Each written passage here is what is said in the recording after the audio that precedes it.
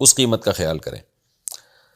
عطا محمد صاحب سکر سے پوچھتے ہیں کہ جی الٹرا ساؤنڈ کے ذریعے بچے کی جنس معلوم کرنا، قرآن پاک میں 5 چیزوں کے متعلق آیا ہے کہ اللہ تعالیٰ کے سوا کوئی نہیں جانتا۔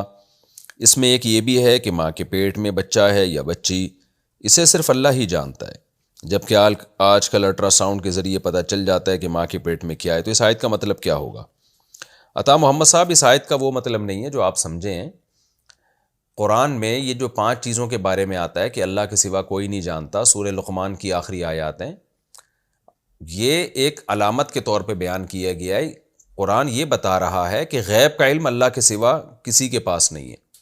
اب قرآن کا ایک طریقہ تکلم ہے، قرآن کا ایک انداز ہے۔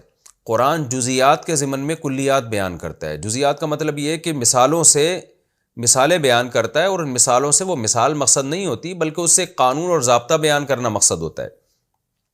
تو قرآن نے 5 چیزیں بیان کی ہیں۔ جب بھی ہم کو کوئی نالج حاصل ہوتی ہے نا، تو نالج ہمیں خود بخود تو نہیں حاصل ہو جاتی، دیکھنے سے پتہ چلتا ہے، سننے سے پتہ چلتا ہے، سوچنے سے نالج حاصل ہوتی ہے، اور سائنسی آلات استعمال کرنے سے نالج حاصل ہوتی ہے۔ تو غیب کہتے ہیں اس علم کو جن میں آپ کے پاس وہ سورس آف نالج نہ ہو، پھر آپ کسی علم پر مطلع ہو جائیں۔ جیسے کل کیا ہوگا، اب آپ کے پاس کوئی سورس آف نالج ہی نہیں ہے، کوئی ذریعہ علم کا کوئی ذریعہ ہی نہیں ہے، تو آپ نہیں بتا سکتے کہ کل کیا ہوگا۔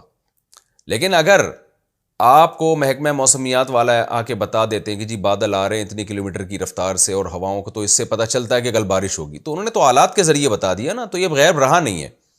تو قرآن نے یہ بتایا ہے کہ غیب کا علم اللہ کے سوا کسی کو نہیں ہے۔